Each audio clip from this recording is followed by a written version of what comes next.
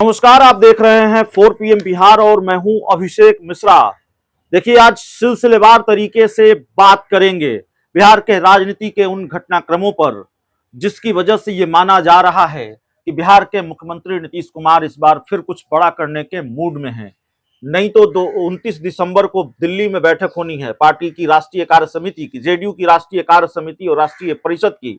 लेकिन 29 की बैठक तो छोड़ दीजिए, 29 की बैठक से पहले पटना में बैठकों का दौर लगातार जारी है। मुख्यमंत्री नीतीश कुमार में गहमागहमी बढ़ी हुई है। 3 मंत्रियों के साथ कल रात को बैठक और आज विधायकों विधान पार्षदों के साथ मुख्यमंत्री आवास में नीतीश कुमार ने बैठक की है। मतलब क्या है इन बैठकों का और कौन कौन सी वो संभावनाएं हैं, क्या क्या जानकारियां हैं, बारीक से बारीक चीजों पर बात करेंगे। हमारे साथ बिहार के जाने माने पत्रकार धीरेन्द्र सर हैं। सर, सबसे पहला सवाल होगा बिना लाग लपेट के, मुख्यमंत्री नीतीश कुमार फिर राजभवन जा रहे हैं क्या? बतौर मुख्यमंत्री ये उनका रूटीन विजिट हो सकता है राजभवन जाने का, लेकिन जहां पर आप इशारा कर रहे हैं जी, संकेत उसके मिल रहे हैं जी, क्या होगा भविष्यवक्ता न हम हैं न आप हैं, लेकिन जो चीजें नजर आ रही हैं, जो संकेत मिल रहे हैं, उस संकेत के आधार पर अब ये कहा जा सकता है कि कहानी सोड्डा है। मतलब ये कि जब कोई बिहार का आदमी आपसे ये कहे कि कहानी सोड्डा है, इसका मतलब कि अब चीजें शून्य की ओर जा रही हैं। अब जो स्थिति बिहार में बनती हुई दिख रही है, क्या होगा ये हम लोग नहीं कह सकते हैं, लेकिन क्या होता हुआ दिख रहा है उसके आधार पर यह अनुमान लगाया जा रहा है कि सरकार की आयु अब गिनती के दिनों की रह गई। इस बात की संभावना बनती हुई दिख रही है कि शायद मुख्यमंत्री इस्तीफा दे दें और जो बिहार में महागठबंधन के नाम से एक सरकार शुरू हुई थी, जो आज इंडी अलायंस के नाम से जानी जाती है, वो सरकार अब गिने चुने दिनों का मेहमान है। ये एक अनुमान लगाया जा रहा है। हाल के दिनों में जो घटनाक्रम हुआ है और जो अंदर से खबरें निकल कर आ रही है, उसके मुताबिक नीतीश कुमार अब मोटा मोटी तौर पर मन बना चुके हैं कि हमको कम से कम आरजेडी और कांग्रेस से मुक्त हो जाना है। आपको ध्यान में होगा कि इधर तकरीबन 15 दिनों से 10 दिनों से तेजस्वी यादव किसी सरकारी कार्यक्रम में नहीं जा रहे थे, खासकर उस सरकारी कार्यक्रम में जहां नीतीश कुमार होते हैं, जबकि कल परसों वो दोनों साथ में दिखे भी हैं। बावजूद इसके ये जब लगातार अकारण सहयोगी साथ में न हो तो फिर हमारे जैसे लोगों का कान खड़ा होता है कि कुछ मामला तो नहीं है जी। तो कुछ तो मामला जरूर है, और उन्हीं मामलात के आधार पर यह अनुमान लगाया जा रहा था या लगाया जा रहा है कि सबसे पहले जदयू के राष्ट्रीय अध्यक्ष ललन सिंह की छुट्टी होगी जदयू से। यहां से वो शुरू होगा क्रम जो मुकाम पाएगा सरकार की मुक्ति को। चलिए, ये सवाल मैं आप ही से फिर पूछ लेता हूं, विजेंद्र यादव का जिक्र क्यों बार बार आ रहा है? देखिए, विजेंद्र यादव नीतीश कुमार के बहुत पुराने विश्वस्त हैं। नीतीश मंत्रिमंडल को आप शुरू से देखिए, 2005 में जब नीतीश कुमार की सरकार बनी 2005 के नवंबर में जी, तो उसके बाद से तकरीबन 2007-8 के बाद से विजेंद्र यादव एकमात्र ऐसे व्यक्ति हैं जिनका मंत्रिमंडल बदलाया नहीं है। ऊर्जा मंत्री लगातार ये बने हुए हैं। ये बताता है कि विजेंद्र यादव का कद नीतीश कुमार की नजरों में क्या है। हम लोगों को याद है जो बाढ़ की त्रासदी हुई थी, कुशहा तटबंध टूटा था 2008 में, स्थानीय स्तर पर यह आरोप लगाया गया था कि विजेंद्र यादव की ही नाकामी के कारण यह घटना हुई थी, यह दुर्घटना हुई थी। बावजूद इसके नीतीश कुमार का विश्वास विजेंद्र यादव से नहीं टूटा। आज फिर विजेंद्र यादव चर्चा में है, लेकिन आज किसी प्रशासनिक वजह से चर्चा में नहीं है, आज राजनीतिक वजह से चर्चा में है। यह बात कितनी सही है इसका हमारे पास कोई वीडियो का प्रमाण नहीं है, कोई पुख्ता स्रोत नहीं है जो हम आपके सामने पटक दें कि लीजिए जो हम कह रहे हैं उसका प्रूफ ये है। लेकिन बिहार के राजनीतिक हलकों में यह चर्चा बड़ी तेज है कि तकरीबन 18-19 दिन पहले मंत्री विजेंद्र यादव के घर पर जदयू के वरिष्ठ नेताओं की एक गुप्त बैठक हुई। ललन सिंह भी थे। होंगे। उस बैठक में जो खाका तैयार किया गया था, वो खाका कह सकते हैं कि जदयू को तोड़ने का खाका तैयार किया गया था। लेकिन अब ये खबर निकल कर आ रही है कि विजेंद्र यादव अपनी निष्ठा नहीं हिलाए और विजेंद्र यादव ही पलट गए। और तकरीबन यही 15-20 दिन पहले से जो मामला शुरू हुआ है, जिसके आधार पर हम ये कहने जा रहे थे या कह रहे हैं कि अब वो मुकाम पाएगा कि सरकार समाप्त हो जाएगी। ये खबर हाथ लगी जदयू के आला कमान को और वहां से वो कड़ी दर कड़ी जोड़ते हुए इस मुकाम पर पहुंचे कि जो स्थिति हमारी आरसीपी सिंह करने के लिए तैयार थे, वही स्थिति आज हमारे सामने फिर है। और पहले आरसीपी सिंह हमारे करीबी होकर ऐसा किए थे, आज आरोप ललन सिंह पर है।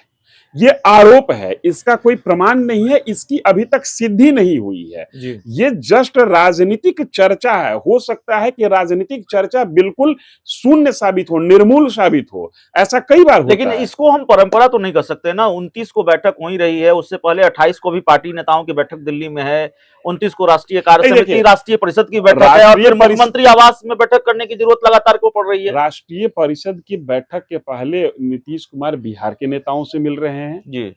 चूंकि अब लोकसभा चुनाव मुंह पे है, तो पूरा फीडबैक लेना ये इनकी जिम्मेदारी है और ये इनकी जरूरत है, समसामयिक जरूरत। सिर्फ फीडबैक ले रहे हैं या फिर कोई बड़ा फैसला लेने वाले हैं उसके लिए भरोसे में ले रहे हैं नेताओं को?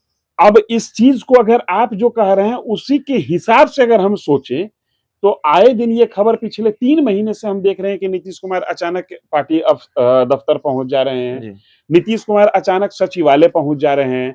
तो पार्टी दफ्तर पहुंच रहे थे, इसका अनुमान आज ये लगाया जा रहा है कि पूरे पार्टी को अपने नियंत्रण में लेना चाह रहे थे।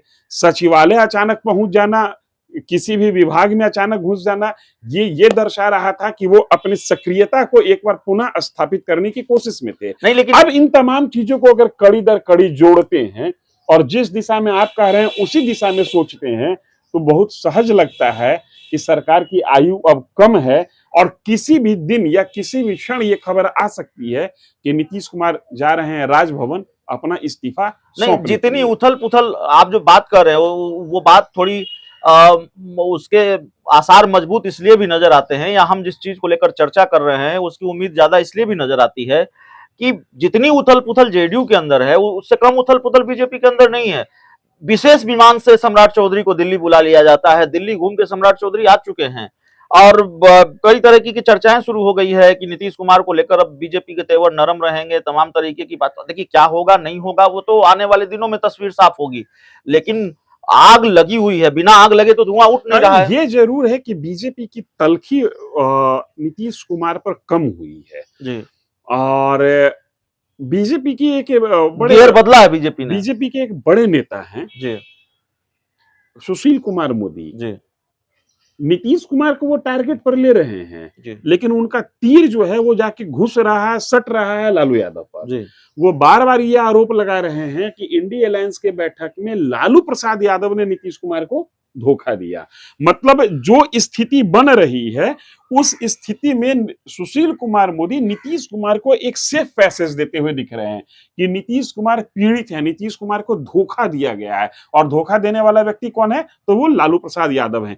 ये जो वो लैंग्वेज निकल कर आ रहा है वो लैंग्वेज कहीं ना कहीं ऐसा लगता है, ये बताता है कि शायद नीतीश कुमार की दोस्ती अब बीजेपी से होती हुई दिख रही है।